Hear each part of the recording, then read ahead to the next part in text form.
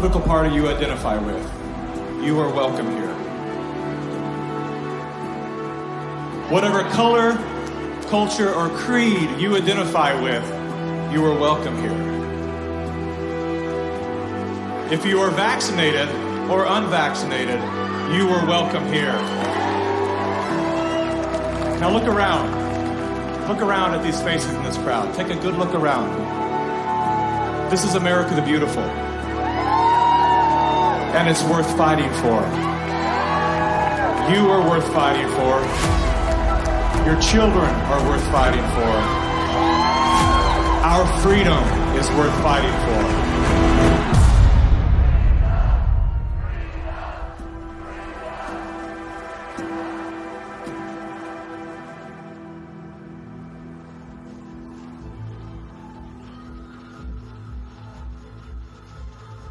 My name is Mickey Willis. I'm a father, a husband, and an investigative filmmaker. I was raised in California by a single mom who did her best to care for 4 children on her own. As a child of the welfare state, I witnessed firsthand what happens to the psyche and spirit of those who become dependent on government assistance. Had my mother known the difference between a hand up and a handout, she may have avoided the trap that kept us living on the edge of poverty, like so many people are today. Living in fear of losing her welfare assistance, Mom remained single and lonely until the day she passed, at 58 years young. Her life was cut short by a combination of toxic cancer treatments and grief. Just 34 days before she passed, her first son, my brother, was killed by a drug called AZT. Hundreds of thousands of innocent people died as a result of that prescribed poison. The pusher of AZT was none other than Dr. Anthony Fauci. The reason that only one drug has been made available, AZT, because it's the only drug that has been shown to be safe and effective. Well, it's certainly nice to know that the future looks brighter. 30 years later, there he was again. Same script, same actors, same performance. These are safe and effective products. Knowing what that man had done in the 80s and 90s, I couldn't believe he was still in a position of such power.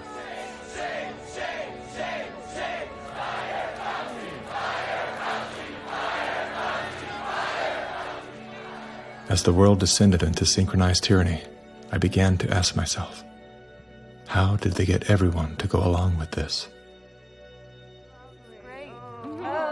Feels so good. I know. Obsessed with finding the answer, I began studying every moment in recorded history where masses of people devolved into a state of self-destruction. Down that rabbit hole was where I discovered the work of G. Edward Griffin. Gentlemen, again let me say welcome to our home. Since the 1960s, Mr. Griffin has been warning the world of the communist plot to overtake America. Yes, I know. Communism. Mr. Gorbachev, tear down this wall. That thing we've all been told fell with the Berlin Wall. How do you measure such an astonishing moment in history? It was Napoleon who said, "History is a lie agreed upon." Ironically, there's no evidence that Napoleon ever said that. As we're about to discover together, much of our history has been rewritten to serve an agenda that up until recently was invisible to the average person. Average, like this guy. Everyone's talking about the necessity for change right now, particularly here in the U.S. Over the past few months, as a filmmaker, I've had the honor of documenting the political revolution. That was me in 2016, the year of my political awakening. Come on board the political revolution. I was touring with the Bernie Sanders campaign, creating media to help his grassroots movement grow. At that time, I knew very little about socialism and even less about democratic socialism. As it turned out, I wasn't the only one. So my Bernie bros, how do we redistribute wealth through taxation without expanding the powers of the federal government? Bernie Sanders!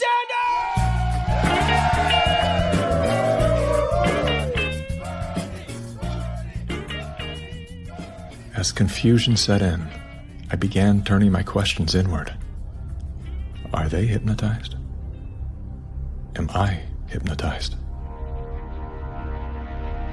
That question, that one simple question, activated some strange sort of faith healing. Suddenly, I could see. How did I not see this before? There were so many red flags. The only solution is communist revolution. The only solution is communist revolution. The only solution is communist revolution. That's right, we need communism. That's what we need.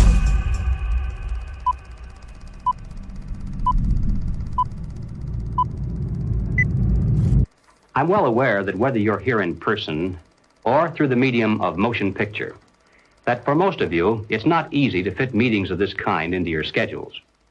But the fact that you are here indicates that you do have an interest in the subject. So in order not to waste any of your time, let's dispense with the usual preliminaries and get right down to the business at hand. We're going to examine in quite a bit of detail the communist theory and practice of revolution, particularly as applied to the United States. Now, this will not be something dreamed up out of thin air. This will be the strategy as taught by them and advocated by them in their own manuals, in their textbooks, and in their schools. The new program of the Communist Party on this subject has this to say. The term socialism describes but the first stage of a new society that in its full development is called communism. Socialism is a transitional stage. Jim Carrey, everybody. I went out today and bought me some freedom-friendly Nikes. Yeah, that's right. As a salute to Colin Kaepernick, to Nike, congratulations on your fantastic choice. Thank you so much. Well, it's good to be back in dystopian America. The Republicans are running with the word socialism. They're trying to say... They're trying to scare people. Scare people. It's communism. It's Venezuela, Trump says. We're going to be living in Venezuela. I grew up in Canada. I'm here to tell you that this bullshit line that you get on all of the political shows from people is that it's a failure. The system is a failure in Canada. It is not a failure in Canada. I never waited for anything in my life. I chose my own doctors. My mother never paid for a prescription. It was fantastic. And I just got back from Vancouver, and I keep hearing this, like, Canadians are so nice. Canadians are so nice. They can be nice because they have health care. Because they have a government that cares about them. In Canada, the authorities say there's now a state of emergency. Riot gear swept through Canada's capital. Today, police in Ottawa used batons and pepper spray. They just trampled that lady. Look what you did to her! Medical wait times in this country are longer than ever. The cost of living just keeps climbing. There's a socialist coup unfolding in Canada, and we taxpayers are funding it. In the recent years, a lot of Canadians have been watching their once well-regarded country become what some are even calling tyrannical. A country previously hailed as the most free and democratic in the world. Now, the People's World, the official West Coast newspaper of the Communist Party, ran this rather interesting editorial. What is needed now is an effort that begins to approximate the magnitude of the problem. As a minimum, such a program should demand massive emergency action by the federal government. The federal government has invoked the Emergencies Act. As of today, a bank or other financial service provider will be able to immediately freeze or suspend an account without a court order. If you are involved in this protest, we will actively look to identify you and follow up with financial sanctions and criminal charges. Banks have already started to freeze the accounts of people involved in the protests. Please get out. Immediately get out. Intimidating people in a church during the Passover. Unbelievable. Growing up under communist dictatorship, I have been warning Canadians that that's what's coming. I could smell it. I could see it at every corner. We will not put up with this anymore. We are fighting back. Protests, public protests, are an important part of making sure we're getting messages out there. But using protests to demand changes to public policy is something that I think is worrisome. Okay. So here we have the Prime Minister of Canada saying that, yes, we have a highly functioning democracy and they have the right and freedom to protest. However, if those protests are used to demand change in government policy, then no. The small fringe minority who are holding unacceptable views that they're expressing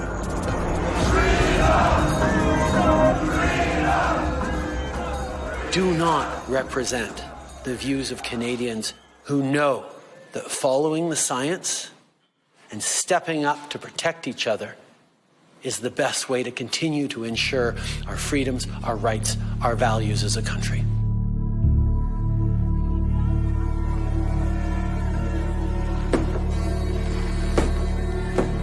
Liberal Prime Minister Justin Trudeau claims to be following the science, but Trudeau's science often comes in the form of this bizarre authoritarian technocracy.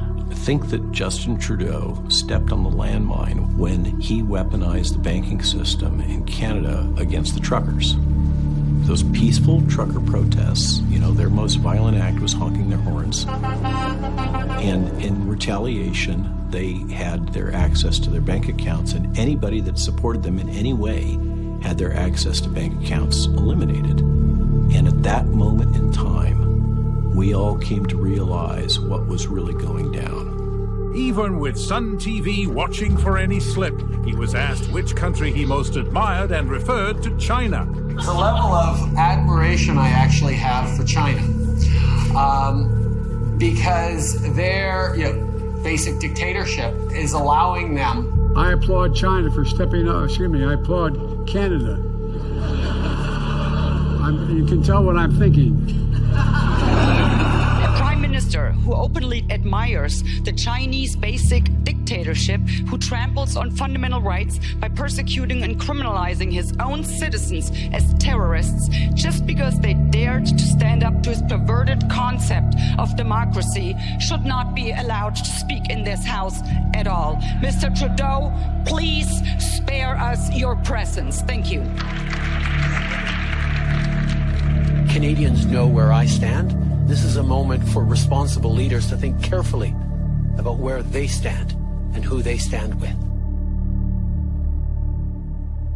While Justin Trudeau makes a compelling case study, he is not the only dictator on the rise. Under the new rules provided by the COVID-19 emergency, many other elected leaders were empowered to show their true colors. Interesting how they all marched in perfect lockstep while chanting the same slogans. This pandemic has provided an opportunity. Here we are now with an economy in crisis, but with an incredible opportunity. It's certainly a major crisis, but it also offers us a unique opportunity. Unprecedented opportunity to rethink and reset. The great opportunity for reset. Opportunity for us to reset. For a reset. It's almost as if they all attended the same school of thought and studied under the same professor.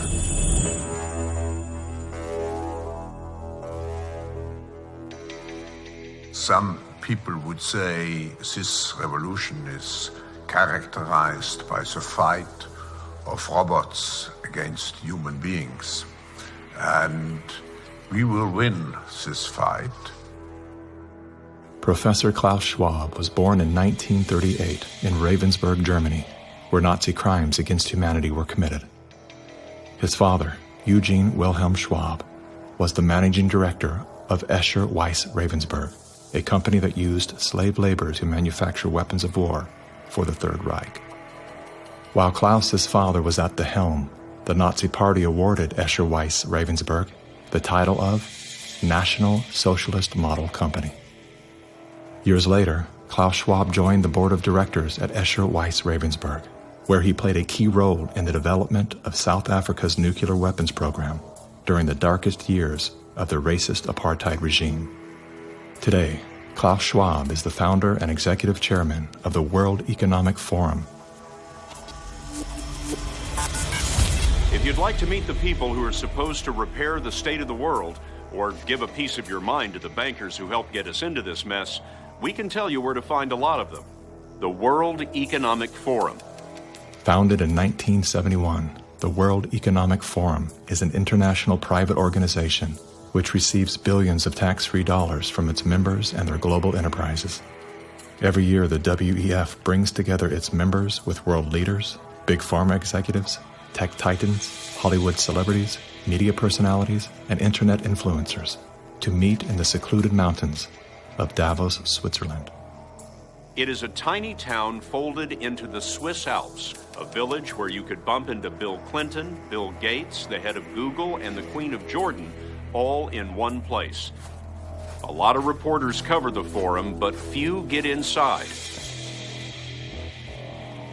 It turns out there are two Davoses, one you see and one you don't. After hours, there are hundreds of private parties where deals are done. People who can't be seen together in public can meet here. Your Royal Highnesses, Excellencies, distinguished heads of state and government, the future is built by us, by a powerful community as you here in this room. Klaus Schwab, the founder of the WEF, is particularly upfront and even proud of his ability to shape and influence world politics. I created the community of global shapers as a means, as a force to shape our common future. And of course, their Global Young Leaders program is a grooming ground so that when they ultimately infiltrate cabinets, We penetrate the cabinets. they will likely tend to govern a certain way. Nobody will be safe if not everybody is vaccinated. The names and the countries he mentioned ended up being some of the most dystopian and authoritative during this pandemic. Names like Ms. Merkel, Vladimir Putin, and so on. Other names, Jacinda Ardern, Sebastian Kurz, Mauricio Macri, Mark Zuckerberg, Jack Ma, Gavin Newsom, Stéphane Bancel, Chelsea Clinton, Leonardo DiCaprio, Sanjay Gupta, Dr. Leana Wen, Alexander and Jonathan Soros, George Soros' sons, and several of the Rothschilds. And of course, Now, who could represent such a world better than you, Prime Minister? In 2014, Klaus Schwab called for the Great Reset, We need a great reset. which he positioned as the solution to the world's most urgent issues. The dark reality of Schwab's agenda is detailed in his best-selling book, COVID-19, The Great Reset. His endgame mission is to replace independent governance with a top-down controlled, one world government and a central bank-controlled digital currency. When they say, you'll be happy, what they mean is, you'll be enslaved. That's why they're talking about a great reset. That's why they're talking about introducing this quasi-communist, quasi-socialist agenda. They know we've run the course where we cannot continue down the path of the ever-increasing indebtedness because we have a generation that quite literally cannot afford to buy a house. Millions of Americans are priced out of buying a home. And so it's easy to tell that generation, we're going to forgive your college debt, student debt relief, and set your expectations lower. You're going to rent forever. We're going to celebrate the tiny house movement. We're going to do all of these things which sound cool because they're shaping our narrative so that we become capable of expecting less. What we need to do is not expect less. We need to remove inefficiencies so we can experience more. And that's the subtle distinction that the Great Reset is missing. Like most globalists, Schwab regards communist China as a shining model of how he intends to transform the world. We now welcome His Excellency Xi Jinping. China has made significant economic and social achievements under your leadership.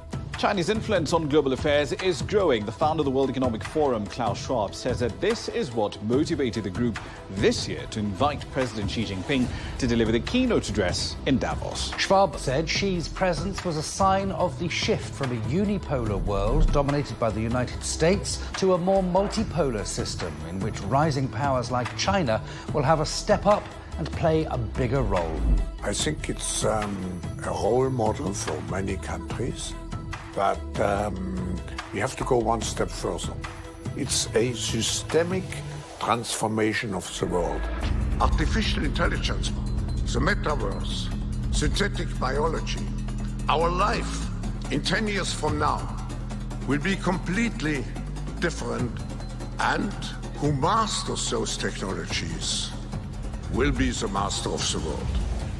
Similar to his protege, Justin Trudeau, Klaus Schwab makes a fascinating case study. Yet he too is merely the master of his own world. Economic Forum. Science is replacing evolution by natural selection with evolution by intelligent design. Not the intelligent design of some god above the clouds, but our intelligent design and the intelligent design of our clouds. The IBM cloud, the Microsoft cloud, these are the new driving forces of evolution.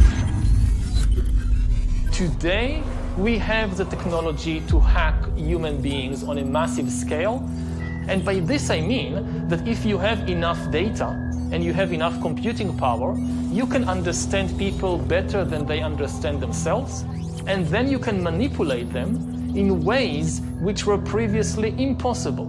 You know, the whole idea that humans have this soul or spirit and they have free will, that's over. Now, how exactly will the future masters of the planet look like? This will be decided by the people who own the data. Foreign powers can collect, store, and exploit biometric information from COVID tests. U.S. intelligence officials tell CBS News that China is trying to collect Americans' DNA in hopes of controlling the future of healthcare. China's test kits are a tool to help China compile genetic data. The Chinese aren't the only ones exploring this technology. The U.S. is working on it as well. The White House is ramping up its COVID response, announcing Americans can once again get free COVID test kits as concerns are growing over a rare... Data is the most important asset in the world. Those who control the data control the future, not just of humanity, but the future of life itself. Everywhere she goes, Ouyang Haoyu is followed. What she buys, how she behaves, is tracked and scored to show how responsible and trustworthy she is. It's called the social credit system. A person's reputation is scored on a scale of 350 to 950. It's big data meets Big Brother, expanding how the government monitors, understands, and ultimately controls its 1.4 billion citizens. A good score brings benefits, but people with low scores lose rights. The cinema names and shames people considered untrustworthy, plastering their details, even their addresses, across big screens. And information collectors are paid to report on their neighbors. The Supreme Court has created a blacklist for so-called bad citizens. Among them is this journalist. He got a little too close to uncovering corruption among high-profile party members. He was blacklisted. He only realized when he tried to buy a train ticket. Once you're blacklisted, you can no longer get a bank loan, start a business, buy an apartment, or even send your children to a private school. By using the mechanism of social credit, we'll be able to establish a blacklist of people. These punishments will serve as a whip to rebuild moral values. And few here are willing to criticize it, something that may pose a risk itself for a bad score and the life that comes with it. It may seem scary, but it's just like that here. We're used to it, and anyway, we don't have a choice. China wants obedient citizens. Criticism or resistance among the population is virtually non-existent. This woman's door was kicked in by police when she refused to go to quarantine. Now these videos show rows of metal containers which are being used to house COVID-19 patients. Some of them have complained that very little food is left for them in the freezing metal boxes. Chinese government officials now installing fences in Shanghai, blocking people from leaving their homes. For some, Shanghai feels like the world's largest prison. 5分钟前头，俺们叫俺没几个了，现在突然之间，所有人都叫了。 How does a handful of autocrats gain total control over a population of 1.4 billion? I have 2 master degrees, one in clinical psychology, one in statistics. And at the beginning of the crisis, I started to study the statistics a little bit. The initial mathematical models and the initial statistics all had dramatically overrated the dangerousness of the virus. that was the moment when I started to think how it was possible that an entire society and an entire population was in the grip of a narrative which in many respects was blatantly wrong. After a few months it became clear to me that the only mechanism that could explain what was happening in society was what is usually referred to as mass formation.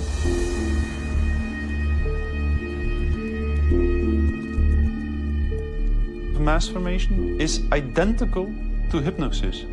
And this term refers to a specific kind of group formation, which has very special characteristic effects at the level of individual mental functioning. And one of these effects is that an individual that is in the grip of mass formation typically lose every capacity to take a critical distance from what they believe in, from what the group believes in. You would think it would be people with lower IQs that would be more susceptible to this, but it seems to be the other way around. Are you seeing this? I have seen this, and it does seem to be predicted by educational status and IQ.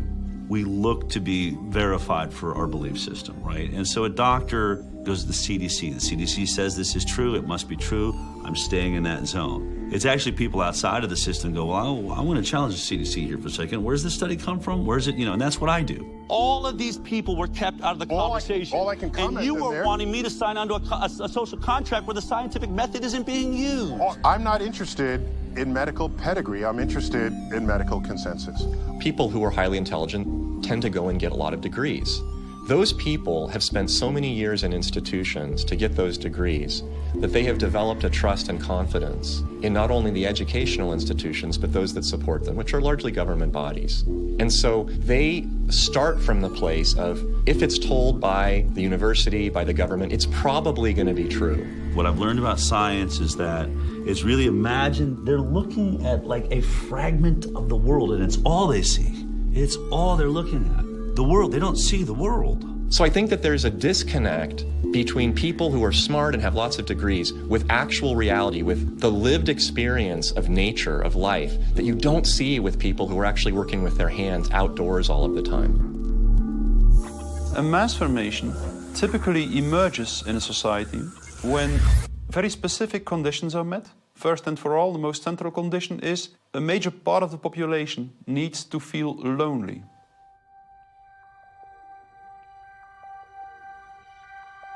Doctors say the very rules to keep people safe from the virus are doing great damage when it comes to anxiety, depression, and even suicide. And now everyone is suffering, but children are particularly at risk. The real pandemic here is the psychological warfare that's being waged on every single human being. See, if you take a human being and you put them in a chronic fear state, and you couple that with human isolation, what happens is they psychologically decompensate and live in such emotional pain that they will gravitate in an irrational way to anything that you promise them will alleviate that pain. Once people feel disconnected from their environment, they will typically start to experience a lack of meaning-making in life. And under these conditions, if a narrative is distributed through the mass media, indicating an object of anxiety, and a strategy to deal with this object of anxiety, they suddenly, connect to one small object of fear, for instance the coronavirus, and afterwards, people don't feel lonely anymore. They feel connected again. Let me hear it if you've had the Pfizer vaccine. Let me hear it from Moderna. AstraZeneca. Let's hear it from the anti-vaxxers.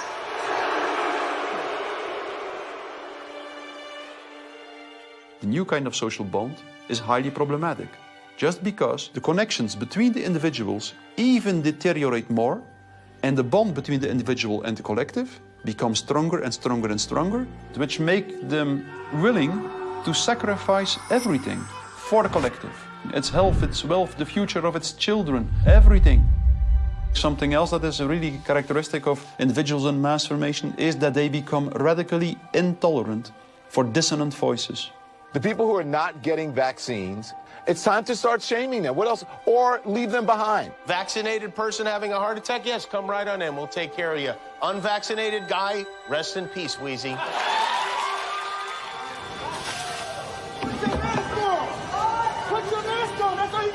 We have to stop coddling the morons who will not get the shot. Get away from me, Put it please. on. Does it bother anybody else that she doesn't have to wear a mask that we all do? When are we going to stop putting up with the idiots in this country? You're a schmuck for not wearing a mask. And just say it's mandatory to get vaccinated. Screw your freedom.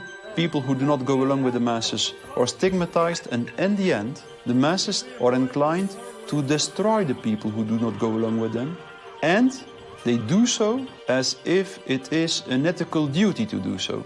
Getting good people to do bad things, harmful things, while thinking they're good things, it's a dangerous place to be because it looks great. You feel great while you're being used. They will sacrifice themselves, and they see it as a virtue because it demonstrates their complete obedience to the cult, to the group, to perform ritualistic behavior which causes them harm. One of the most clear illustrations of this was when the leaders of the Communist Party in the Soviet Union were sentenced to death, often tortured to death. They did not object. They said things like, if this helps the Communist Party, it's my pleasure to do it. That's something that was observed in all major examples of mass formation in history.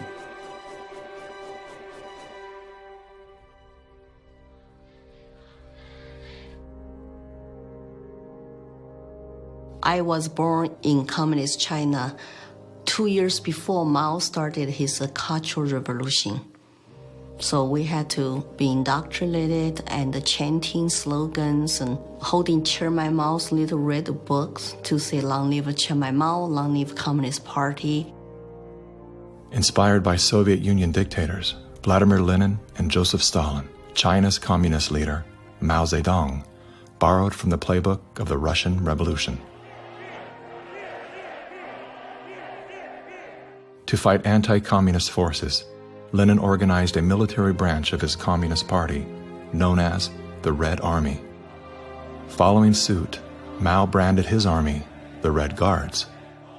However, Mao's soldiers were not enlisted from his military. His Red Guards were made up of high school and university students. So he used young people to start cultural revolution, to top down statues, burning old buildings, and demonize all religions, going after all dissident voices, and to turn all the Chinese against each other, family turn on each other, neighbors turn on each other. Chairman Mao, as he was known, was deeply influenced by Lenin's ideas on Marxism and revolution, and often praised Stalin as a great leader. He started his Great Leap Forward campaign in the 50s and killed 2 million landlord owners.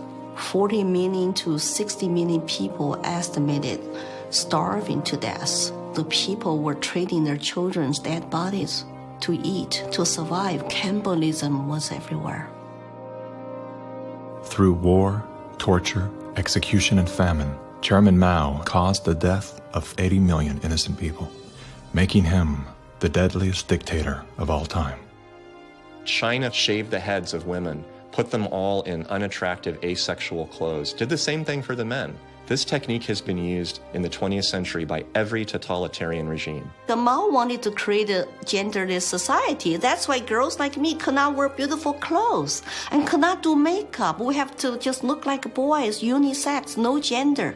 They asexualize the population so that there's no more desire, no more bipolarity of male and female. Everybody looks like an automaton. And then what do? Rather than turning towards one another, they turn towards the state. So the only thing left for me, a child, to believe in is communism.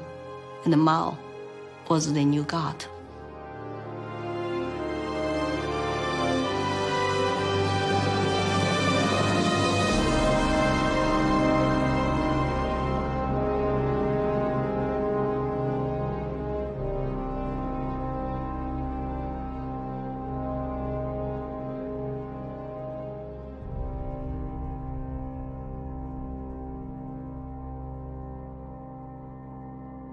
Now, in China, the government is not only cracking down on Muslims, but on other religions as well, as it pushes to assert communist ideology. Here's something else that is banned in China: Falun Gong, a religious movement that emphasizes on spiritual enlightenment and cultivation of virtue. 5,000-year-old Chinese civilization were founded on faith. Communist regime is atheist. So any philosophies which encourage people to believe God, believe good things, is something they don't like. I decided to escape China after serious persecution I have experienced. Under this pretext of COVID-19 coronavirus, the Chinese Communist Party has intensified its persecution. We were arrested several times and detained in various detention and brainwashing centers. Over the past few years, a vast network of camps has been built across Xinjiang. A series of classified bulletins show how easy it is to be singled out by the Chinese government for education and training. The U.S. Defense Department says as many as 3 million are being forcibly detained in re-education and forced labor camps. China calls them thought transformation camps built to prevent extremism from spreading, but reports indicate they're more like prisons. When I was detained in detention center, I was handcuffed and hung over a radiator pipe with my toes barely touching the ground. And I was hung over there for 3 days.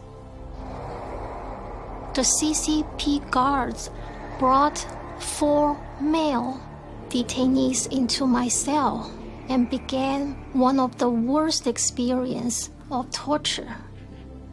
And on the brink of death, I realized I could do nothing but turn to my belief. So I prayed to be saved.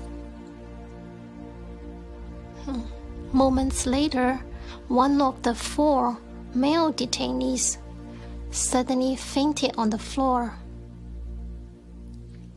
which interrupted the torture.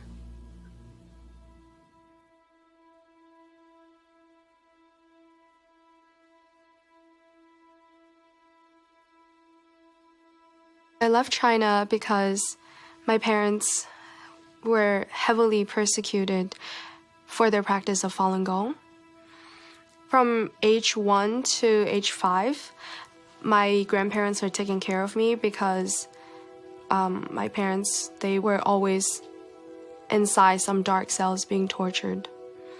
My first clear memory of my mother, I was brought to a brainwashing center and saw her being tied up to a chair with like people behind her guarding her, and she had a very thick plastic tube inserted into her nose, and she was being force-fed at the time.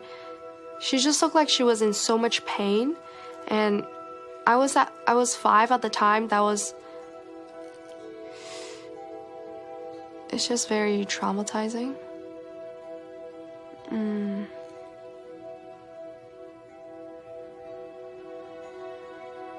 My school principal actually came to me several times and told me not to be a part of my parents and to report any activity that my parents would do.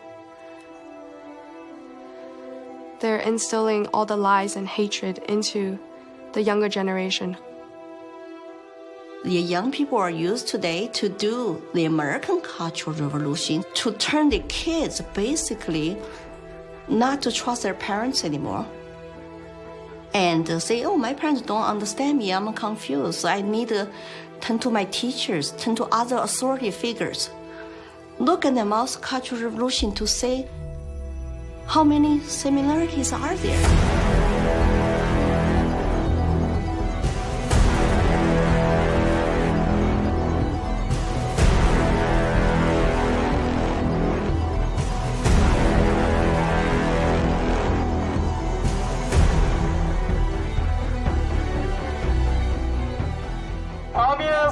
Will win. That's not a joke. That will happen. You are happy with what was happening in the USSR between 1917. We make a critique of it. That's why we're Maoists. We make a critique of it in order to improve socialism the next time it comes around and throws people like your ass into a labor camp. Yesterday, I asked ChatGPT, are there any similarities between today's woke revolution and Chairman Mao's Cultural Revolution of the 1960s? And it wrote back, how long do you have? We recognize that government is absolutely necessary for an orderly society. But following the dictum that government, like fire, is both beneficial and dangerous, we believe in the concept of limited government.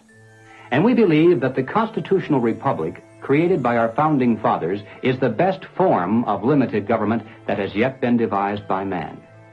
A republic is a limited democracy. It's a form of government based upon the principle of limited majority rule. Limited so that the minority, even a minority of one, can be protected against the whims and passions of the majority. Now, democracy is a form of government based upon the principle of majority rule. It's easy to understand, easy to sell to the masses, and, I might add, deadly. The fathers of philosophy, Socrates, Plato, and Aristotle, were all staunch critics of democracy. History's greatest minds all observed that even a well-intended democracy can breed deception, division, and ultimately total control by the state.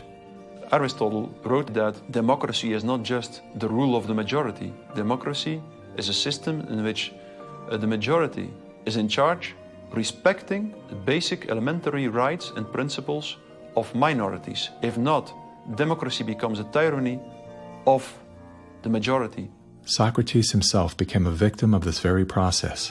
He was sentenced to death by a majority vote for protesting the rights and protections of the minority.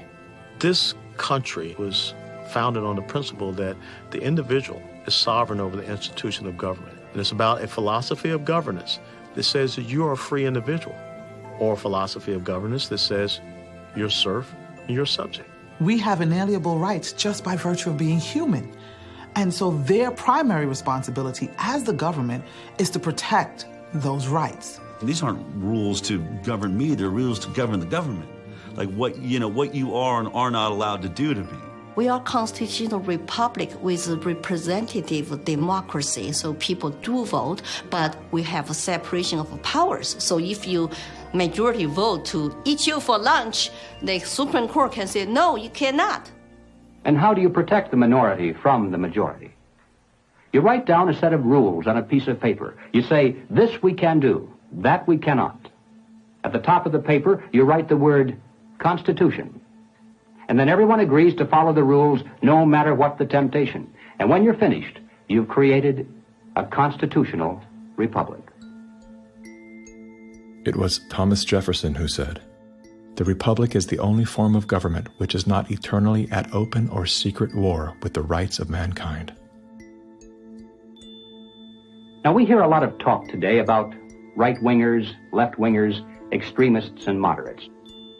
The political spectrum concept, if it has any meaning at all, is a measurement scale showing all the variations in government. Now, the extremists at the zero end would be those who advocate no government at all, the anarchists. The extremists at the other end would be those who advocate total government. And who are they? Well, the communists, of course. But also the Nazis, the fascists. No matter what they may call themselves, if they advocate total government control over the people, they are all, by definition, totalitarians. The debate is not between conservatives and liberals. It goes back in history long before those words were ever invented. The opposing points of view properly are identified as individualism versus collectivism. The individualist believes that the rights of the individual must not be obliterated by the desires of the collective or the group. The collectivist, on the other hand, believes that the group is more important than the single person within it, and that the individual must be sacrificed if necessary for the greater good of the greater number. The individualists believe that every man has a personal and direct responsibility to provide first for himself, next for his family, and then for those outside his family who may be in need. The collectivist, on the other hand, declares that the individual is not personally responsible for charity, for raising his own children, providing for his aging parents, or even providing for himself, for that matter. This is a group function of the state, of government itself.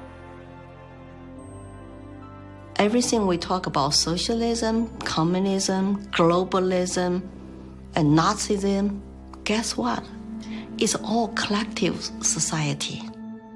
Collectivism on an international level is essentially known as globalism, which is often promoted as a framework for unity and sustainability. Under the guise of philanthropy, the leaders of the globalist movement leverage every possible crisis to advance their plan to replace national sovereignty with a one-world government. We are confronted with so many crises simultaneously. What does it need to master the future? It is the globalists who are behind the destructive new methods of control, like ESG, the acronym for Environmental, Social, Governance. Similar to China's social credit score, ESG is a ranking system that tracks a company or country's carbon footprint, as well as its commitment to diversity and inclusion. A low ESG score can lead to severe consequences, including reputational damage, legal and regulatory actions, and loss of investors and bank credit lines. Within the last decade, numerous nations and thousands of major brands have been coerced to adapt to the ESG program, and today, many of them are paying the price. In 2018, the World Economic Forum published an article on its website entitled, "How We Will Make Sri Lanka Rich by 2025. That article was removed once it became known that food prices in Sri Lanka had nearly doubled and that millions of their citizens were facing starvation. Now, what caused this? Farmers protested and asked the government to work with them on slowly improving farming practices to be more environmentally friendly rather than implementing harsh bans. But the government was more interested in maintaining a high ESG score with its creditors like BlackRock. As a result, food production dropped drastically, with farmers expecting crop losses of 85%. The country had to begin spending money on importing food when it was previously self-sufficient. Sri Lanka is a cautionary tale. What's happening there could be a foreshadowing of what's in store for us if we don't take heed and learn some lessons. The Dutch government was one of the first to sign on to the ESG system. Dutch farmers pleaded that the rush to adapt to extreme new regulations would result in the destruction of the country's food supply. The Netherlands is the second largest agriculture exporter in the world, earning the title of the tiny country that feeds the world. A collapse of their system could trigger a global food crisis. Yet, the Netherlands Prime Minister continued to persecute Dutch farmers until they were forced to revolt. Where do you find still such a prime minister in the world? You find it in the Netherlands, and it's Mark Rutte. And remember, too, the Netherlands is the pilot program of the World Food Hubs, and the World Economic Forum has assigned to the Netherlands what they call this Global Secretariat, using, ironically, a communist term for it. Klaus Schwab's golden pin-up boy, Prime Minister Mark Rutte, is busy fulfilling the agenda of the World Economic Forum's Great Reset by turfing farmers off their own land. Perhaps the most important lesson I've learned in my years as Prime Minister of one of the world's most outward-looking trading countries is that national interests are often best served by international cooperation. Schwab has sold this idea because they're up against the wall. Okay, you have all these governments that are basically broke. So what will happen is if they defaulted, then all the people have lost their pensions, they've counted on it, and they're going to be storming their palaces with pitchforks. Schwab has sold the idea that, well, we go towards Marxism and you can still retain power. None of these net zero climate schemes work without massively disrupting or even destroying the lives of the little people. If you think about what created wealthy people wealthy throughout the many years of our human history was the ownership of land. And you have governments right now that are looking to take ownership of real estate, and it's happening everywhere. And you have this movement of individuals kind of going like, hey, like people should never profit off of real estate. And unfortunately, that ideology is what the government is using to take control. If we look at data from 2001 to 2015, there is a slow and steady trend towards more corporations owning single-family homes, apartments, office spaces, and less individuals actually owning real estate. Blackstone Group actually recently raised a record of $50 billion to take homes from American families. During the pandemic, when all people were ordered to lock down indoors, why did governments around the world make exceptions for mass protests? We've all heard the term fire sale. In this case, it's not a metaphor. When a community is damaged by protests, the value of local properties plummet. Investors then gobble up the devalued real estate for pennies on the dollar. In many cases, the leaders of the decimated communities receive kickbacks for allowing this transfer of wealth. Big companies and investment firms swooping in and buying up some of the only affordable homes in your neighborhood. The more you have individuals not own their own home, the more you have individuals not financially independent, creates more dependence on big financial corporations that profit off of mass people. So we are going towards a world where the people are owning nothing. I always say, like, if we don't own anything, well, who does? Bill Gates, business magnate, software developer, philanthropist, nation's largest farmland owner. Gates owns nearly 270,000. It's a reinstitution of Marxism where, communism owned all the property. In his Communist Manifesto, Karl Marx wrote, "The theory of communism may be summed up in a single sentence: abolition of private property." Karl Marx was a German philosopher and social theorist who lived in the 1800s. He is the co-author of the Communist Manifesto, which has been referred to as the Bible of Communism. His theories of class conflict and dialectical materialism were instrumental in shaping socialist and communist movements worldwide. Joseph Stalin, Vladimir Lenin, Leon Trotsky, Mao Zedong, Che Guevara, Fidel Castro, Kim Jong-un, Hugo Chavez, Nicolas Maduro, and many other communist revolutionaries have cited Marxism as the foundation of their political ideologies. Marx rejected all concepts of God, as well as the traditional family. According to members of his own family, Marx was emotionally, verbally, and physically abusive. His wife, Jenny, was plagued by depression, which was compounded by Karl's adulterous impulses and his inability to provide for his children. Despite his privileged upbringing and formal education, Karl Marx was often unwilling to work and instead relied on the financial support of friends and family.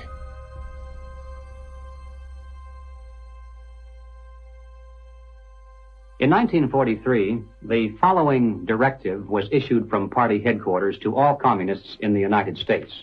It read, "When certain obstructionists become too irritating, label them as fascist or Nazi or anti-Semitic. In the public mind, constantly associate those who oppose us with those names which already have a bad smell. The association will, after enough repetition, become fact in the public mind." The founding fathers were racist, misogynist, Fascist political party, radicals on the far right, anti-Semitic, xenophobic, transphobic, Uncle Tom's white supremacist, domestic terrorist, neo-Nazi organizer, Nazis. You are an anti-vaxxer, Anti-vaxxers, racist. Name calling is their number one bullying tactic, and they apply it unremittingly to anyone who questions their dogma or says something they find unacceptable or offensive. As early as 1928, the communists declared that the racial differences among our people constituted the weakest and most vulnerable point in our social fabric.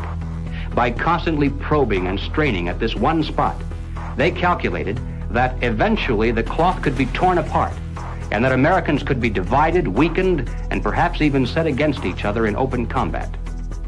They said in no unmistakable terms that the Negro people, because of their social status and their predominant working class composition, offered greater revolutionary possibilities than any other cross-section of the population. How do we get out of this mess? Revolution, nothing less. Revolution, nothing less. Revolution, nothing less. Revolution, nothing less. Revolution, nothing less. The communists call not only for extensive chaos within the cities, the plan is for raging fires from one city to the next. The average American, they say, soft and decadent, when he sees billows of black smoke rising from one horizon to the other, when at night the only light he has to see by is the flickering red from flames leaping into the sky, he'll become paralyzed with fear and panic and do nothing to interfere with the guerrilla bands as they strike at the community's power centers. To justify violence, they have to be able to claim that they're liberating people. And if people are to be liberated, then it's necessary to go through the motions, at least, of pretending that they have a right to form a nation of their own.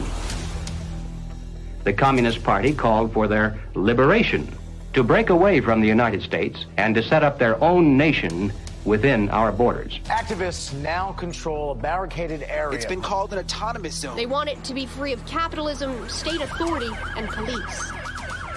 To take the United States, all of the United States, it'll be necessary, they say, to involve white people as well as black, and in general, to escalate the revolution in America from race war to class war. Feed the rich and feed the poor. This is class war. Now, when they talk about pressure from above, they mean using their people and their influence within the very government marked for takeover to bring forward official recommendations for legislation. The recommendations, of course, are offered supposedly as solutions to national problems, but when passed into law, their only real effect is to vastly increase the power of government and to move the country that much closer toward the ultimate goal. The pressure from below, then, involves using their influence over the various mass membership organizations of the country to create the appearance of great popular support for these recommendations. Of course, the members of those organizations must never suspect that they're being used to promote the communist program. Now, the silent majority, the average person, is caught right in the middle. He looks above and sees highly respected spokesmen for government calling for socialist legislation. He looks below and sees mobs of demonstrators shouting for the same thing. He says to himself, has everyone gone crazy or is it me? Now, he's still in the majority, of course, but he doesn't know it. He thinks he's helplessly outnumbered, and he bows to what he thinks is the democratic will of the majority. Here's an interesting thing I've noticed is even with a lot of these ideologies, right, with what people call these days, woke, if people were these horrible, awful, bigoted, racist, xenophobic, whites, but like, it wouldn't even work. The only reason it even works is because people are so compassionate that they, I want to make sure I use the right words and I say the right phrases. So you're actually weaponizing the fact that people are decent people, and you're taking that compassion and you're targeting it at, this is the group of people who you should be angry at. They weaponized human compassion. We mustn't kid ourselves into thinking that the communists have placed their agitators only into the black communities. They're working both sides of the street. They want hatred, violence, and bloodshed between the races, and they don't care how they get it or whom they use, even children if necessary. My young comrades. Hi. This is my way of figuring out if you've been tainted by the patriarchy. This looks creepy. It looks creepy. Why? There's just like this thing about white people that just makes me be like... Oh, looks like Donnie got a full cookie. Because he's a white man. Say it with me. Structural racism. Yeah! You may have wondered why the Communist Party has been a staunch supporter of the drive to place a black studies curriculum into our high schools and colleges. The reason becomes obvious the minute you take a look at the textbooks and the study guides. Schools are now radicalizing our kids. I mean, this is the volume of the book from Critical Race Theory, and it literally says here, whiteness is a bad deal, and it has a symbol of Satan. You gonna deliberately teach kids this white kid right here got it better than you because he white? You gonna purposely tell a white kid, oh, the black people are all down and suppressed. How do I have 2 medical degrees if I'm sitting here oppressed? Not only is it in the schools, but it's in the workplace, it's throughout society. It's destroying this country. If this continues, we will look back and be responsible for the dismantling of the greatest country in the world by reverting to teaching hate and that race is a determining factor on where your destiny lies. Thank you. Sarasota School Board Chairwoman, what has been the worst of what you've had to deal with in terms of community or parental reaction? The calling of names, tyrant, Marxist, communist, and they want to move kids over to charter schools and private schools without the oversight of the state. And that's wrong. Education authorities in the United States are asking the government to use anti-terror laws and involve the FBI against parents who protest against the way their children are being taught. It identifies no fewer than 13 possible federal crimes, including making annoying phone calls. How about this one? They could be prosecuted for using the internet in a way that might cause emotional distress. Over the weekend, Democrats voted to ban gendered language in House rules. And that means no more terms like father or mother. Is the administration's official policy to replace the term woman with birthing people? Black birthing people. Black birthing people. Black and indigenous birthing people. You shifted in places from using the term mother to birthing people. Again, if we're trying to be precise in the language that's used. Mom's a pretty good word. I'm not a birth person. I'm a mother. Can you provide a definition for the word woman? Can I provide a definition? No. Yeah. I can't. You can't? Not in this context. So I'm not a biologist. The meaning of the word woman is so unclear and controversial that you can't give me a definition? Do you believe then that men can become pregnant and have abortions? Yes.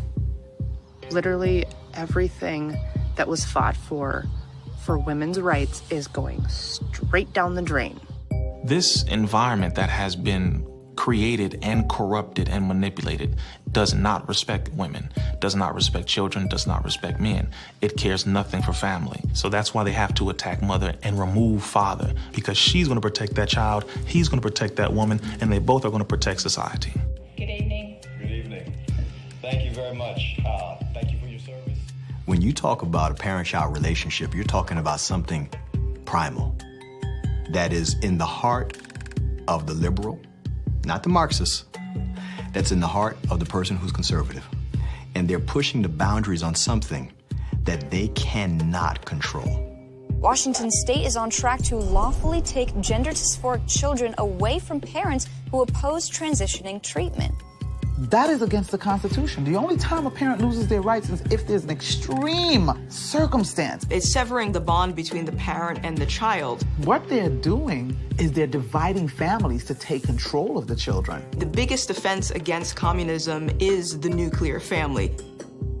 In Chapter 2 of his Communist Manifesto, Karl Marx wrote, "Abolition of the family. The bourgeois family will vanish as a matter of course." We're here today to represent the millions of Black Americans who disagree with the Black Lives Matter movement. If you go to Black Lives Matter website, it says that we disrupt the nuclear family. That's my wife. This is our 4 children. Why would you disrupt the nuclear family? Because the real objective is to remove the family as a possible alternate source of guidance and support. All totalitarian regimes strive to destroy the close-knit family in order to remove any loyalties that might be higher than to the state itself. I have seen over the years in my practice a steady decline in the expression of healthy masculinity and healthy femininity. The separation between the male and the female is almost complete now. And it's due specifically to the ongoing attacks against masculinity and the degradation of femininity. And if our family structure is lost in the next generation, what do we have left? We're just a bunch of listless individuals living our lives out virtually behind a computer screen and following the orders of the government. Maybe it's because I came in the movement at 17 and a half, so I have just a knack for knowing how to organize young people I was at our publications table today, and I was speaking to this young person, and he grabbed the book, and he said, it's like Mal's Red Book. And I was like, man, that's what I was thinking. And it was just really cool to hear him make that connection. I was like, how about you buy like 10 to 15 of these books, and you all have like a youth organizing group where you talk about it, and you really try to engage this. We need to build off of this. We actually do have an ideological frame. Myself and Alicia in particular, we are trained Marxists. I do believe in Marxism. It's a philosophy that I learned really early on in my organizing career. Investigations into the Black Lives Matter organization has revealed links to groups that are pro-communist China.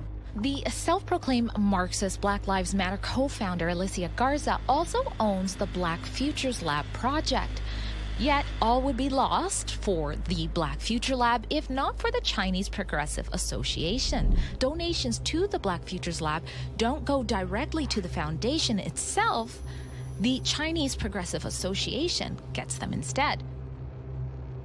Through forensic investigations, we now know that the 2020 BLM fiery but mostly peaceful protests were organized and partially funded through a network of pro-communist organizations. One of the groups is U.S.-based Liberation Road, which was founded by a faction of the Communist Party of Vietnam. Liberation Road is allied with the new communist movement and has direct ties to the Chinese Communist Party.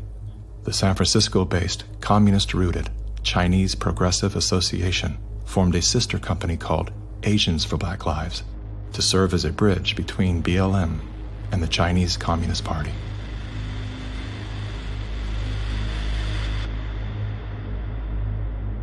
I spent a lot of time with President Xi. He's deadly earnest about becoming the most significant, consequential nation in the world.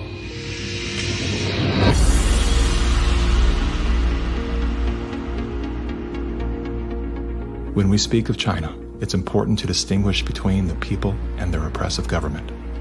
And while the Communist Party of China is undoubtedly America's greatest foreign adversary, it's crucial to recognize that the most urgent threat to the future of the United States resides within its own borders. We're so used to thinking in terms of the old-fashioned concepts of warfare, we fail to realize that the favorite weapons of communist conquest are instead propaganda. Do you know who the greatest propagator of disinformation in the history of the world is? The U.S. government. The slanted view of history. History has been written to tell us a certain story. The 1619 Project is trying to reframe that story. What these people are doing is subverting young black minds to think that the Revolutionary War was fought in order to preserve slavery. And it's based on something that simply isn't true. The tactics of internal subversion. I thought that America was racist. I thought it was patriarchal. I thought our capitalist society was just a means of exploiting people.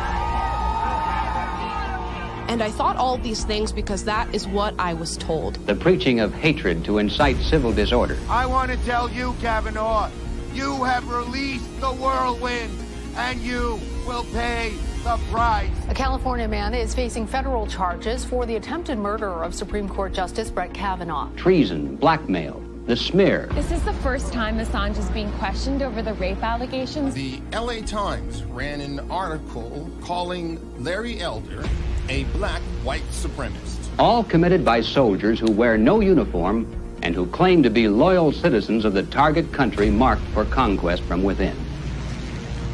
World War III that rages around us right now is a political war, an economic war, a psychological war, a spiritual war.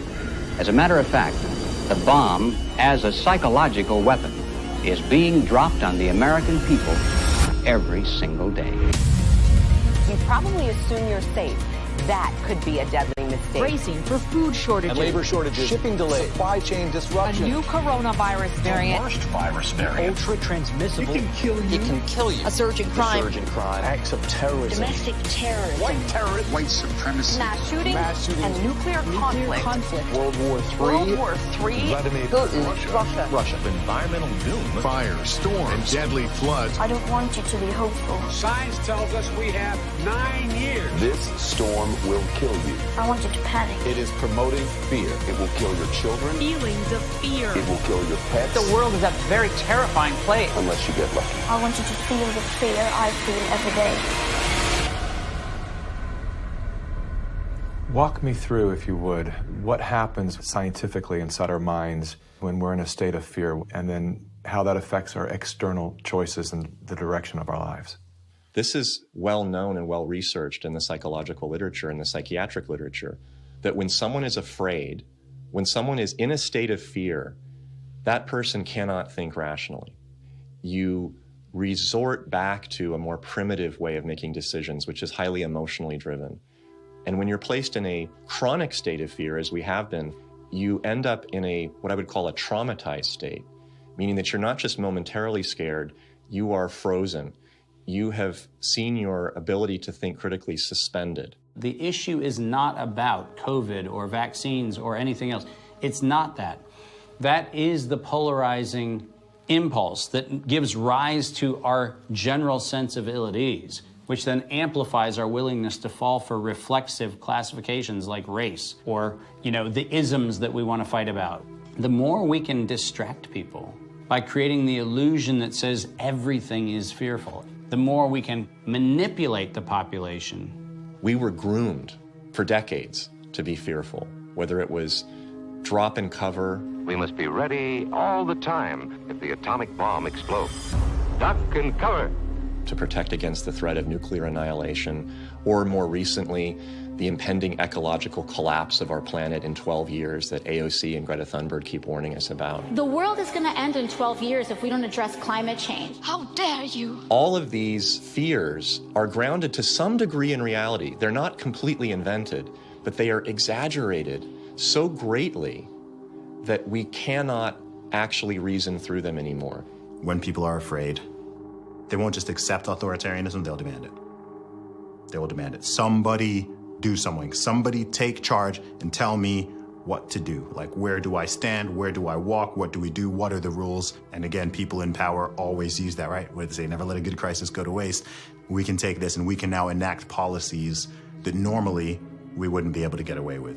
Maybe in a couple of decades, when people look back, the thing they will remember from the COVID crisis, this was the moment that we agreed to be surveyed all the time.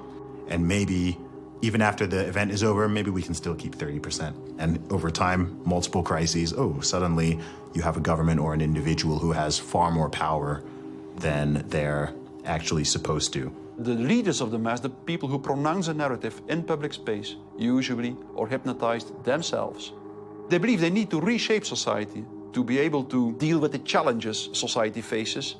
And they believe so fanatically in that ideology that they think it's justified to manipulate and cheat and to use all kinds of narratives to convince people to go along with that ideology. We're going to go visit Mom. I'm going to bring the home family to see Mom. No.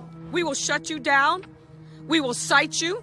And if we need to, we will arrest you and we will take you to jail. You either get your tests done and make sure you're cleared, or we will keep you in a facility longer. It's going to be very hard for people to do a lot of normal life unless they can prove their vaccination status. Such as, you're not going to work in this particular agency or institution.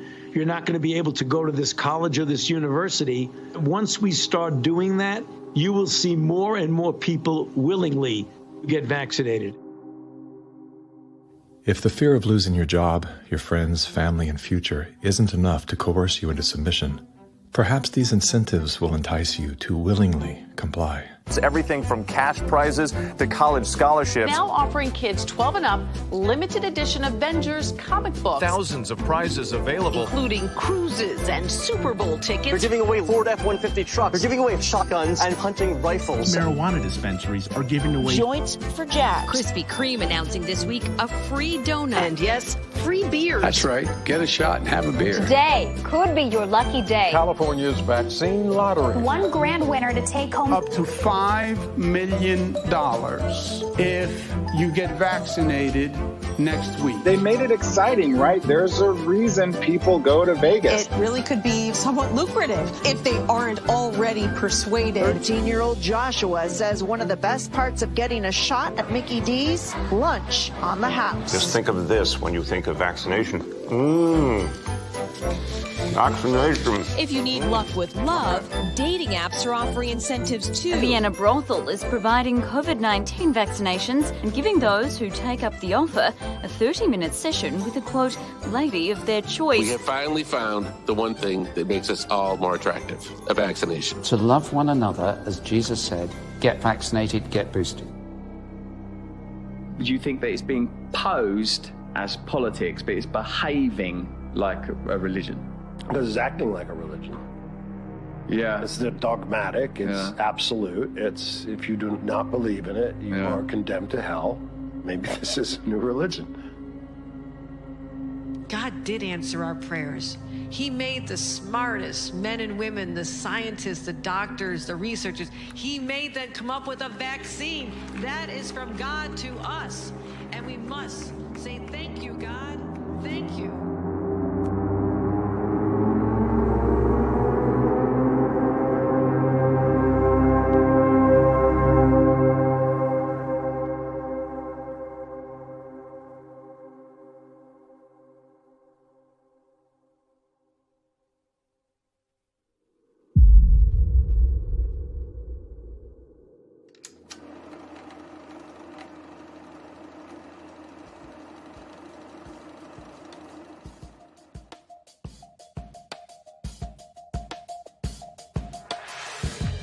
There was a time, and not too long ago, I think, when we could have pulled ourselves out of this without too great a sacrifice on the part of anyone. But we didn't. Instead, we slept. Everywhere I look, I see men and women who know that communists are making headway in this country. They know that something must be done and that someone must stand up to them. But they themselves do nothing. They remain silent because they're afraid that if they speak out, it'll be bad for business. They may lose a client. They may even lose their jobs. Or perhaps they're receiving a regular government check and already are too dependent upon some of the very people and programs they know they should oppose. We have now passed the point of painless solutions and parlor patriotism. Well, all right, so what do we do about it? What are the countermeasures that need to be taken? And where do we begin?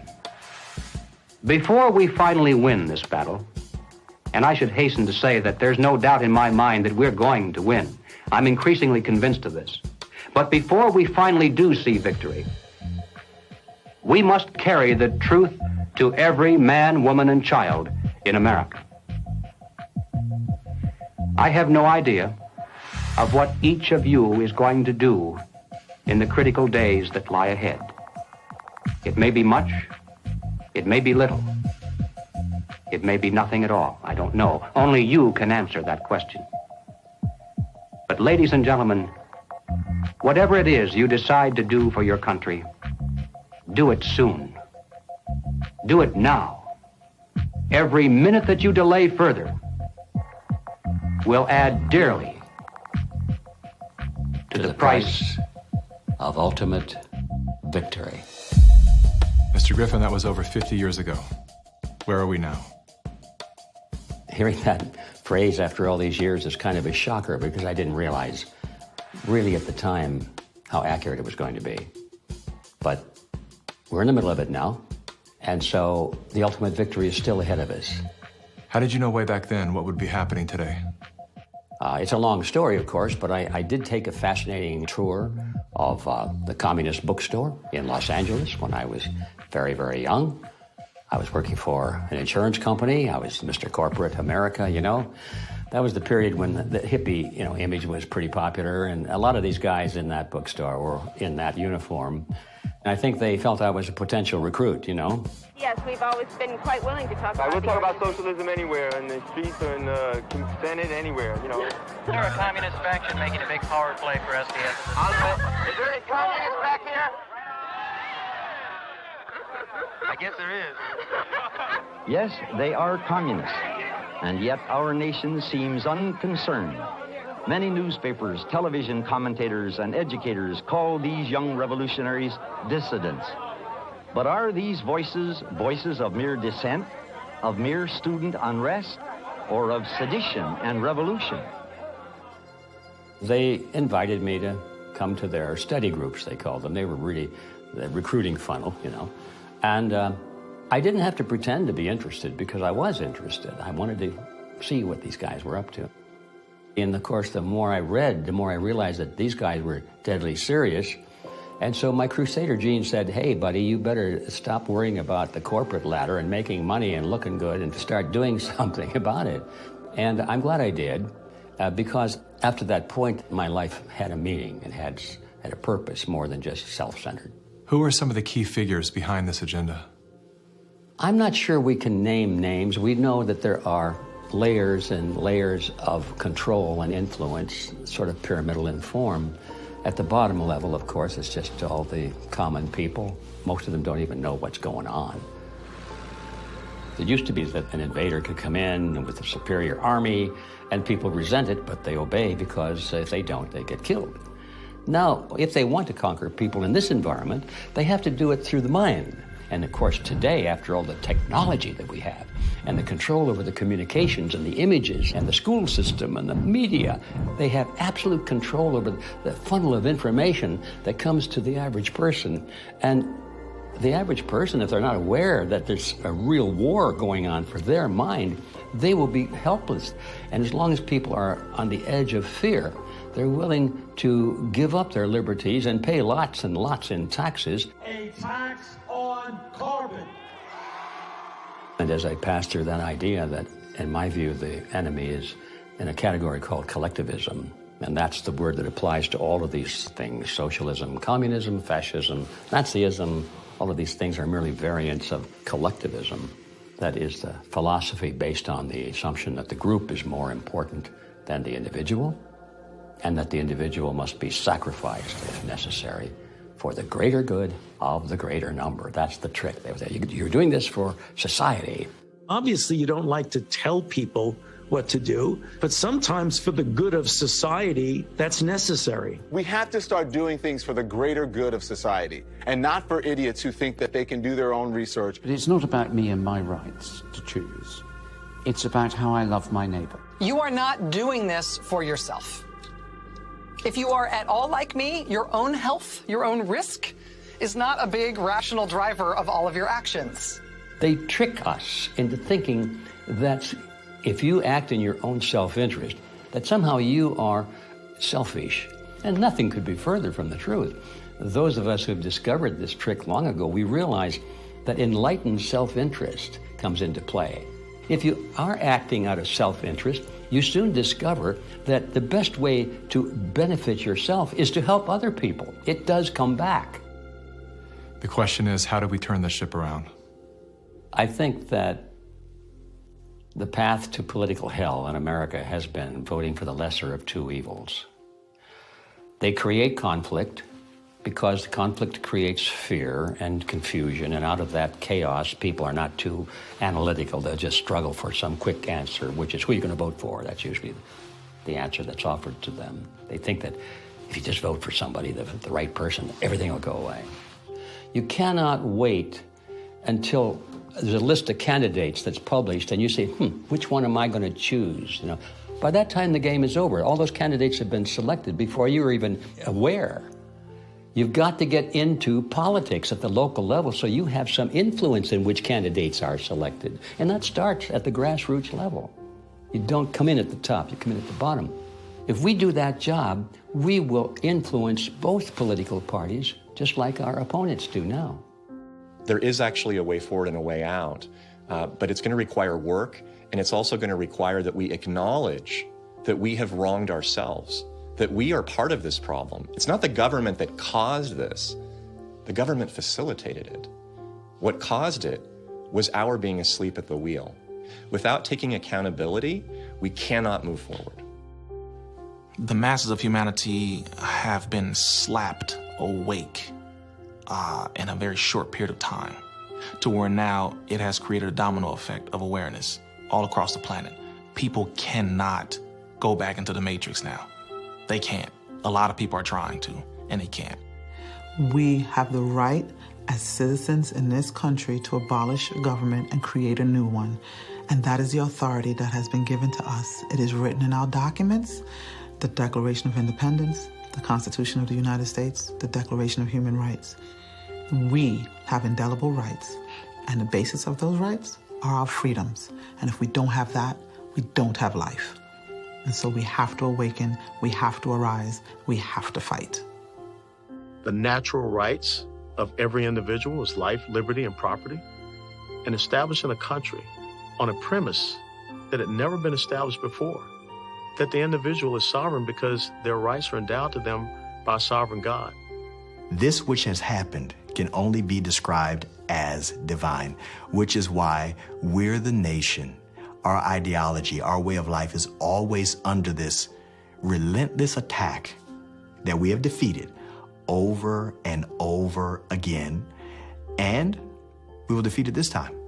We're all fighting with each other, and the way that we combat that is doing the opposite of what these war overlords want us to do, which is fight with each other. We should be learning how to forgive and inviting other people to the table even if we disagree with them, and extending grace to one another even if we know that they've done something that we totally disagree with, because that's how we ultimately are going to heal as a nation, is understanding that we all come from different walks of life and we all live here together, and let's start talking.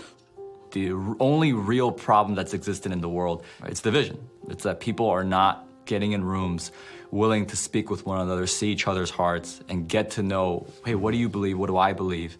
And is there a way we can actually work together to solve these problems? And I'm willing to bet that most of the Gen Zers would say yes. That's what we do right now, and that's why I'm glad we're the age that we are, because we can be leaders of that conversation. When I started to realize, like, wow, freedom's a polarizing concept for some reason. Thought this was America. Is this America? It is? Okay. World's different than I thought. So my fear was I could lose everything. I could lose my audience. I could lose my business. But I knew, especially having a son come into the world, I am imprinting something on his beautiful, innocent, fragile psyche and heart. I'm imprinting the man that I am, or I'm imprinting a hollow shell of the man that I refuse to be. And I knew in that moment, I'm willing to risk losing everything to do that. I would rather pick up cans on the side of the highway to feed my family than to live out of alignment with my truth and betray my son. Just say no. Rise up in a nonviolent way. They can't imprison everyone. They can't fire everyone. But they can fire individuals that are separated and don't work together and give in to the fear. And don't sacrifice your future for a few conveniences now in the present. You should sacrifice maybe the present conveniences so that you're going to have a future. The media has done a good job at stripping from us our ability to think on our own and for ourselves. If we can get back to that, I think that we can build a stronger America. In my opinion, the first step you have to take is you have to get out from under the control mechanisms. And that means blow up your TV, don't listen to the fear porn, and set yourself free of debt, which is what controls you and controls everything around you. It is the weapon that is used. The most important thing is always that the dissonant voices continue to speak out, and, also extremely important, that they don't start to form a mass or a crowd themselves. Because that happens very easily as well, happens very easily. Once a large-scale mass formation starts, the people who do not go along with them feel threatened, and they can start to form a mass themselves. So it's extremely important not to form a mass ourselves. That means to form a group, a coherent group, and that what unifies this group should in the first place be the fact that everybody who belongs to the group can have his own opinion and can speak in his own way. What matters most to you?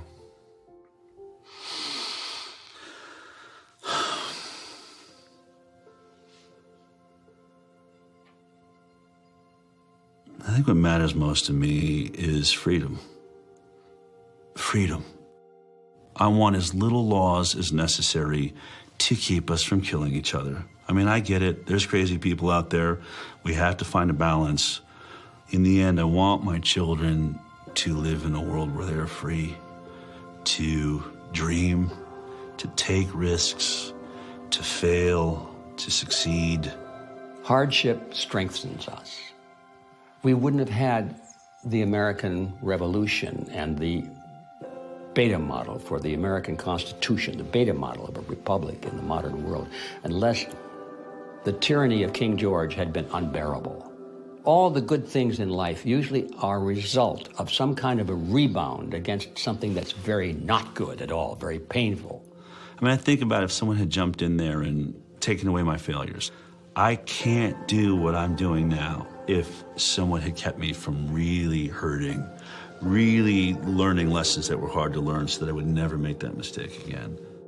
In a philosophical sense, we should be thankful for this movement that's happening, in spite of the fact that it's tragedy and it's hurting people and all that, but without it, we might just go right along in that pot and be boiled in time. But now the frog is jumping out, and we have a chance coming up here now to create a new vision, and it's going to be great. It's a bit cynical, but it is in the end good news that mass formation and totalitarianism always destroys itself in a relatively short time span. And the most important thing, of course, is that you have to make sure that the system does not destroy you before it destroys itself. Throughout history, it was always the very small minority. History has always been written by the 1% of the population. 15% of the population create history, and they follow the leadership, the thought leadership of 1%. But that 15% altogether is what changes history. And so all we have to do is reach 15% of the population. I think today, after all this time, we have more than 15%. We just have to get them together so they realize that they're not alone. And that's our task right now. I don't think our societies have taken the moment to look up and actually see and appreciate how much progress has been made in the past century. On so many different levels, we have made incredible progress. Like, what we've got here is actually great. It's imperfect, and we should still be making tweaks carefully to try to make it better. And I think that's where so much of that self-hatred or hatred of the nation or hatred of the other or whatever comes from, this lack of perspective and gratitude and inability to take a moment, chill out on the activism and go, wait, actually, okay, we've achieved a very unique and special point in history, and let's be careful with that. On that note, as a Sure. man who's traveled the world, have you experienced any nation that has course-corrected beyond their sins more than the U.S. has? No. It's sad to see Americans who live in a free country, born as Americans, and do not recognize their privileges. You are born American, a free country. You never suffered a starvation. And you need to go to other countries to find out why all the immigrants, millions of them, want to come here. What is happening in our backyard today, I experienced as an 11-year-old. I remember vividly all the promises that a guy named Castro gave and how 99% of the people swallowed the pill. He was going to save Cuba. I remember how he promised to the farmers, to the Guajiros, that you're going to own the land. I remember all the promises that we hear today about free education and free health care and free land. And my God, no freedom. The defectors here that are speaking out against the Communist Party in China are risking their lives, and our government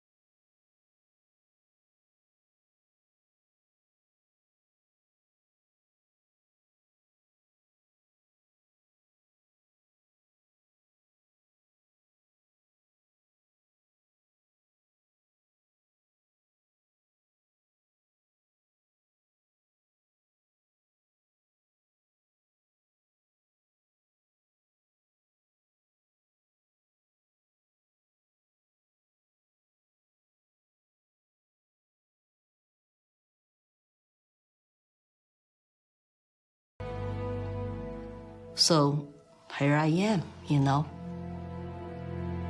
I've noticed that every time you speak about America, your eyes fill with tears. I do love this country. No place to go. And I just hope people can hear my stories. For past 5 years, I've been telling the same thing. I have no political agenda here. I just want to live American dream and my children live American dream. Sorry about that.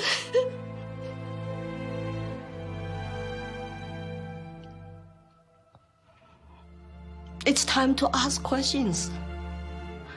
It's time to wake up.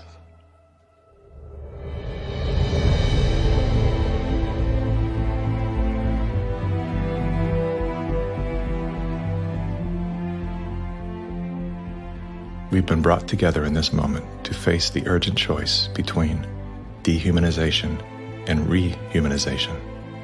Dehumanization requires us to do nothing. Nothing other than to allow that process to continue to the point of no return.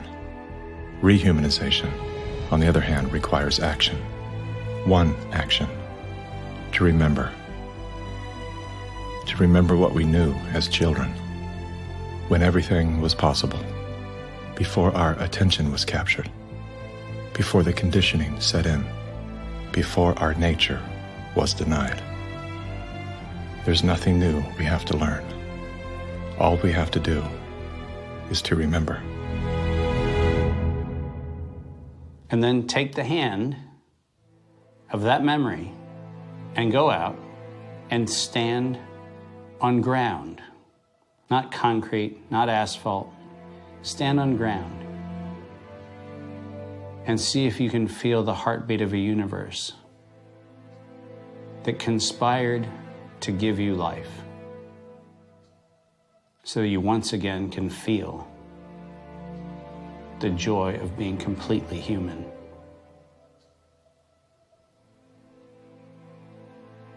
And then never forget that moment.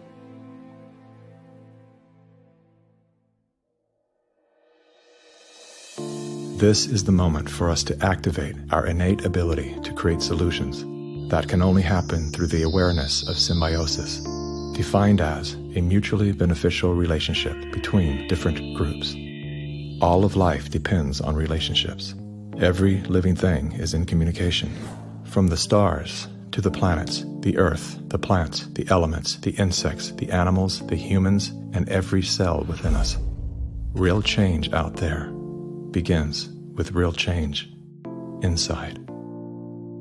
As Americans today, we are truly a privileged people in a privileged land. But with our blessings come responsibilities, and with responsibilities come risks. The challenge of our time is that we must accept both the responsibilities of our blessings and the risks involved in defending them for ourselves and for future generations. And we must do this without hesitation if we are to be worthy benefactors of that precious heritage of freedom passed on to us through the epic sacrifices of those who have gone before.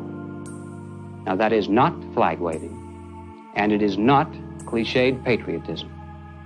That's a simple statement of the obligations of citizenship in this glorious land, our land, which with God's help we shall preserve.